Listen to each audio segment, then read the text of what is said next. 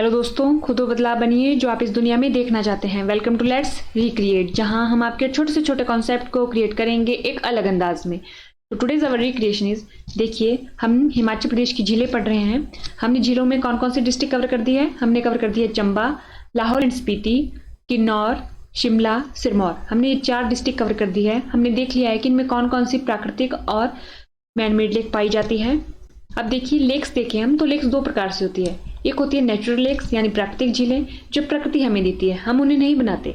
दूसरी होती है आर्टिफिशियल लेक्स यानी कृत्रिम झीलें जो हमारे द्वारा बनाई गई होती है।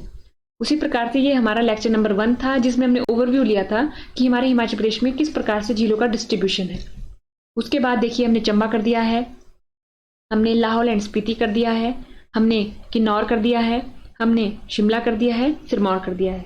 सोलन में एज सच कोई झील हमें पेपर में देखने नहीं मिलती, आज तक नहीं मिली। तो हम पढ़ेंगे बिलासपुर। बिलासपुर में देखेंगे कि कौन कौन सी लेक पाई जाती है। तो चलिए शुरू करते हैं अपने बिलासपुर को। तो देखेंगे अगर हम, तो बिलासपुर में एक भी नेचुरल लेक नहीं है, वहां पर एक ही क्या है, मैनमेड लेक है, आर्टिफिशियल लेक है। तो ये रहा बिलासपुर का लार्ज व्यू में मैप। बिलासपुर का कुछ ऐसा दिखता है। इसके चारों तरफ की बाउंड्रीज देख लेते हैं। ये बिलासपुर रहा, ये रही इसके चारों तरफ की बाउंड्रीज। तो देखें तो ये ऊना, हमीरपुर, मंडी, सोलन और पंजाब के साथ, यानी डिस्ट्रिक्ट कितनी हो गई? 1 2 3 4 डिस्ट्रिक्ट के साथ ये सीमा टच करता है अपनी। 4 डिस्ट्रिक्ट हो गई और एक राज्य हो गया। राज्य कौन सा हो गया? पंजाब। तो हमें पता चल गया कि 4 राज्य और एक चार राज्य नहीं, 4 जिले और एक राज्य। एक राज्य कौन सा हो गया? पंजाब। ये पता चल गया। हमें पता भी चल गया कि इसके साथ कौन कौन से राज्य लगते हैं, इसके साथ कौन सा राज्य लगता है और कौन कौन से जिले लगते हैं, उनके नाम देख लिए हमने। अब उसके बाद हम देखेंगे यहाँ पर कुछ इंपॉर्टेंट प्लेसेस जिनके बारे में पता होना चाहिए हमें। देखिए सबसे पहले आता है ब्रह्मपुत्र। आपको पता होगा इस तरफ को सोलन है, तो ये रहा हमारा ब्रह्मपुत्र, ये स्वारघाट, ये रहा हमारा मारकंडा जो पवित्र स्थान है बिलासपुर का। ठीक है, उसके बाद आता है बिलासपुर, उसके बाद आया घुमारवी, फिर झंडुता, ये शातलाई, यहाँ पर हमीरपुर है, हमीरपुर ये रहा हमारे पास। हमीरपुर के साथ यहाँ पर सीमा साझा करता है ये। लाई इधर आ गया और देवट सीध इधर जैसे आ गया, दोनों आसपास ही हैं। उसके बाद भाखड़ा, ये हो गए हमारे पूरे के पूरे जो मेन विलेज हैं किसके? बिलासपुर के। ये पढ़ लिया हमने। अब हम देखेंगे कि यहाँ पर क्या है, आर्टिफिशियल लेक है, कृत्रिम झील है। कितनी? 1। Natural lake 0। ठीक है, तो कौन सा क्या नाम है उसका? गोविंद सागर लेक, गोविंद सागर झील। ठीक है, ये सबसे इंपॉर्टेंट है क्योंकि ये क्या है? आर्टिफिशियल है। तो हमने एक आर्टिफिशियल हमने कहाँ पढ़ी थी? चंबा में पढ़ी थी। क्या नाम था उसका? चमेरा। एक हम कहाँ पढ़ रहे हैं? बिलासपुर में पढ़ रहे हैं। क्या नाम है उसका? गोविंद सागर लेक। 2 हो गई। अब देखिए इसकी लोकेशन देख लेते हैं। ये रही हमारी गोविंद सागर लेक, ये दिख रहा है हमारे को गोविंद सागर लेक। तो देखिए कहाँ पर है ये? इस तरफ को क्या है? पंजाब। अगर मंडी थोड़ी है इस तरफ को, इस तरफ को क्या है? हमारा पंजाब है। तो हमें पता होना चाहिए कि जो गोविंद सागर है उसके नजदीक कौन सा राज्य या जिला है, तो वो है हमारा पंजाब। ठीक है, उसके बाद आता है हमारे पास गोविंद सागर के बारे में कुछ इंपॉर्टेंट तथ्य। ये क्या है? Largest artificial lake. देखिए आर्टिफिशियल लेक हमने एक और पढ़ी थी चमेरा, लेकिन लार्जेस्ट कौन सी है हमारी? है वो गोविंद सागर। इट एग्जिस्ट कहां से कहां तक एग्जिस्ट करती है? स्लापड़ से लेके भाखड़ा विलेज तक। हमने देखा था भाखड़ा विलेज की पोजीशन को। इसका एरिया देखिए तो 168 स्क्वायर किलोमीटर। ये बोला जाता है कि ये लेक है, इसमें पानी होगा। वो कहाँ से लाया गया पानी? जो सतलुज रिवर है उसके पानी को यूज करके बनाई गई है ये लेक। ठीक है, और उसके बाद क्या किया गया है? आपको पता होगा सतलुज रिवर पे क्या बनाया गया? भाखड़ा डैम बनाया गया है, भाखड़ा बांध बनाया गया है, भाखड़ा डैम बनाया गया है। ठीक है, उसके बाद आता है कि जो भाखड़ा बांध बनाया था उसकी जो फाउंडेशन स्टोन थी, आधारशिला थी, वो किसने रखी थी? वो रखी थी पंडित जवाहरलाल नेहरू जी ने 1955 में। और कंप्लीट कब हुआ था? 1963 में। उसके बाद आता है कि 256 विलेज डूब गए थे बिलासपुर डिस्ट्रिक्ट के जब ये लेक बनाई गई थी। 256 विलेज। और ऐसा कहा जाता है कि आज तक भी जो विलेज वहां से उजड़े हैं उन्हें मुआवजा ठीक ढंग से नहीं मिला है। जितने वहां पर वो वेल एस्टेब्लिश थे उतने नहीं हो पाए हैं। और एक और पॉइंट था जो यहाँ पर लिखना था कि इसे पंडित नेहरू जी ने क्या बोला है? आधुनिक युग का मंदिर, आधुनिक भारत का मंदिर, आधुनिक भारत का मंदिर। किसको? भाखड़ा डैम को। तो हमारे को पता होना चाहिए कि किसने कहा था ये आधुनिक भारत का मंदिर? पंडित नेहरू जी ने। ठीक है, ये रहा हिंदी में वैसा का वैसा ही कि हिमाचल प्रदेश की सबसे बड़ी कृत्रिम झील है, स्लापड़ और भाखड़ा गांव के बीच स्थित है। 168 वर्ग किलोमीटर इसका एरिया है, क्षेत्रफल है। इसका निर्माण सतलुज नदी के पानी से हुआ है। भाखड़ा बांध बना है और भाखड़ा बांध की जो आधारशिला थी वो रखी थी 1955 में जवाहरलाल नेहरू जी द्वारा। 1963 में बन के तैयार हो गया था। 256 गांव डूब चुके थे इस झील के बनने से। और पंडित नेहरू जी ने इसे क्या क्या कहा है? आधुनिक भारत का मंदिर। आधुनिक भारत का मंदिर, ये स्टेटमेंट पूछी गई है। आधुनिक भारत का मंदिर की किसके द्वारा कहा गया है और किसके बारे में कहा गया है? ये दोनों चीजें पता होनी चाहिए कि किसके द्वारा कहा गया है और बात किसके बारे में हो रही है। बात हो रही है हमारी भाखड़ा बांध के बारे में और कहा गया है पंडित जवाहरलाल नेहरू जी द्वारा। तो हमने क्या देखा? आज हमने देखा अपना बिलासपुर जिला कि बिलासपुर में कौन कौन सी लेक पाई जाती है। तो हमने क्या देखा? हमने देखा बिलासपुर में एक ही लेक है, वो कैसी है? मैन मेड लेक है, आर्टिफिशियल लेक है। और उसके बारे में क्या इंपॉर्टेंट पॉइंट है कि यह हिमाचल प्रदेश की सबसे बड़ी मैन मेड लेक है। सबसे बड़ी मैन मेड लेक है। आर्टिफिशियल लेक सबसे बड़ी कौन सी है हिमाचल प्रदेश की? ये रही गोविंद सागर। और सबसे बड़ी प्राकृतिक झील कौन सी पड़ी थी हमने कल? रेणुका पड़ी थी। वो कहाँ पर है? सिरमौर में स्थित है। तो हमने आज पढ़ी बिलासपुर। देखिए, जैसा कि आपको पता है, हम हिमाचल प्रदेश की घाटियों को पढ़ रहे हैं, यानी हम उसकी वैलीज को पढ़ रहे हैं। और उसमें भी हमने अब तक कौन कौन सी वैलीज कवर कर दी है? हमने अपनी सतलुज वैली कंप्लीट कर दी है, हमने अपनी कांगड़ा की वैली कंप्लीट कर दी है, हमने अपनी सिरमौर की वैली, सिरमौर में कौन कौन सी आती है? सिरमौर में आती है हमारी क्यारदून वैली, जिसे पोंटा वैली भी बोला जाता है, और एक जो हमारी राजगढ़ में वैली आती है वो भी कंप्लीट कर दी है। उसके बाद हमने कर दिया है मंडी, कुल्लू, ये हमने पूरी की पूरी वैली कंप्लीट कर दी है। किन्नौर की पूरी वैली कंप्लीट कर दी है। साथ में चंबा की भी वैलीज कंप्लीट कर दी है। आज हम देखेंगे कि बिलासपुर में कौन कौन सी वैलीज उपस्थित हैं जिनसे अब तक पेपर में सवाल पूछे गए हैं। तो चलिए शुरू करते हैं। देखिए, ये रहा हमारा प्यारा हिमाचल प्रदेश। ये हमारा लेक्चर नंबर 1 था, जिसमें हमने ओवरव्यू लिया था कि अगर हिमाचल प्रदेश में वैलीज है तो उनका डिस्ट्रीब्यूशन हिमाचल प्रदेश के मैप में किस प्रकार से है। उसके बाद अब तक देखिए हमने कौन कौन सी वैलीज कवर कर दी है। तो हमने सतलुज वैली, ये रही हमारी सतलुज वैली। उसके बाद हमने अपनी क्यारदून या पोंटा वैली कंप्लीट कर दी है। उसके बाद हमने कांगड़ा में उपस्थित वैली कंप्लीट कर दी है। फिर उसके बाद हमने कुल्लू में उपस्थित वैली कंप्लीट कर दी, फिर मंडी में उपस्थित वैली कंप्लीट कर दी, फिर शिमला में उपस्थित वैली कंप्लीट कर दी, किन्नौर, चंबा और लाहौल स्पीति, ये पूरा का पूरा जो एरिया है वो हमने कंप्लीट कर दिया है। अब हमारी बात होगी इस बचे वाले एरिया की। ठीक है, तो देखिए आज हम बात कर रहे हैं अपने बिलासपुर की, यानी इस वाले पार्ट की। तो देखिए आज हम स्टार्ट करेंगे किसको? अपने बिलासपुर को, कि बिलासपुर में कौन कौन सी वैलीज है जिनसे पेपर में प्रश्न जो है वो पूछे गए हैं। तो हम क्या पढ़ेंगे आज? बिलासपुर की घाटियां। अब देखिए, अगर हम देखें बिलासपुर के लार्ज व्यू में मैप, तो बिलासपुर का लार्ज व्यू में मैप कुछ इस प्रकार से दिखता है। और इसके चारों तरफ अगर हम सीमा देखें, ये किस किस के साथ अपनी सीमा साझा करता है, तो हम क्या पाते हैं?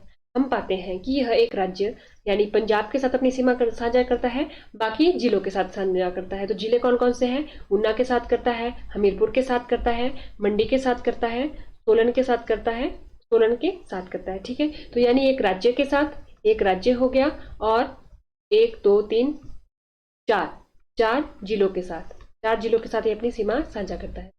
तो देखिए अब हम देखते हैं कि यहाँ पर कुछ इंपॉर्टेंट प्लेसेस के नाम, जिनके बारे में नाम हमारे को पता होना चाहिए। तो देखिए ये रहा हमारा, अगर हम देखें, ब्रह्मपुकर, ये स्वारघाट, ये मारकंडा, ये बिलासपुर जो टाउन प्रॉपर बिलासपुर टाउन, ये घुमारवी, ये झंडुता, ये तलाई, शाहतलाई, और ये भाखड़ा, ये पता हो गया हमारे को। अब हम देखते हैं इसका।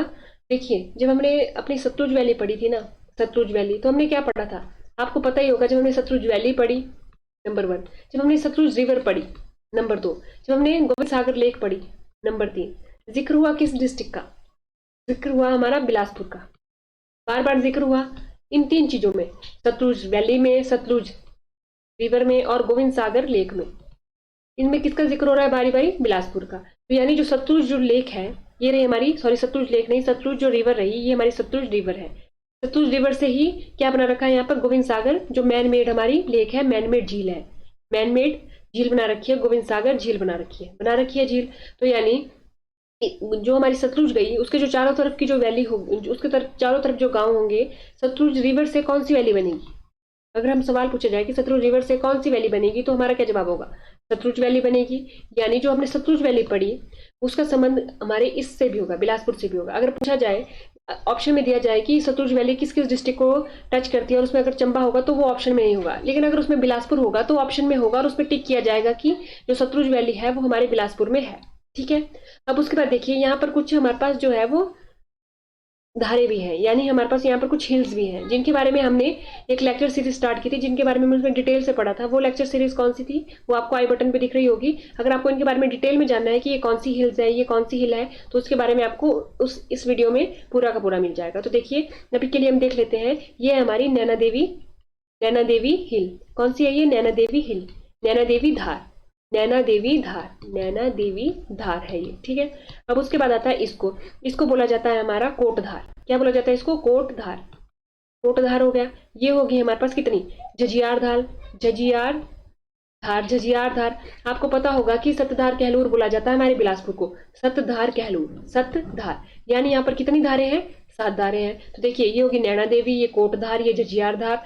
उसके बाद आती है ये त्यूण, त्यूण धार आ गई हमारे पास। ये आ जाती है हमारे पास बंदला धार, बांदला धार। ये आ गई हमारी बहादुरपुर, बहादुरपुर धार। ये आ जाती है हमारी रतनपुर धार। कौन सी आ जाती है हमारी? रतनपुर धार। ये होगी हमारी सारी सातों की सातों धारें, ये हो गई। अब देखिए इन्हीं धारों के बीच में उपस्थित है कुछ हमारी वैलीज। एक तो हमने पढ़ ली इसमें कि सतलुज वैली है, एक हमारे को पता चल गया कि बिलासपुर में सतलुज वैली तो है ही है, और बाकी कुछ और वैलीज है जो इन धारों के, इन जो हिल्स है इनके बीच में है। एक आती है हमारे पास यहाँ पर, ठीक है, एक इधर आई है हमारे पास, और एक आती है हमारे पास इधर यहाँ इसी वाले एरिया में। तो देखिए यहाँ पर कौन सी हिल थी हमारी? यहाँ थी हमारी बांदला हिल, बांदला धार। यहाँ थी हमारी कौन सी? बांदला धार, ठीक है। यहाँ पर कौन सी थी? बहादुरपुर। कौन सी थी हमारी?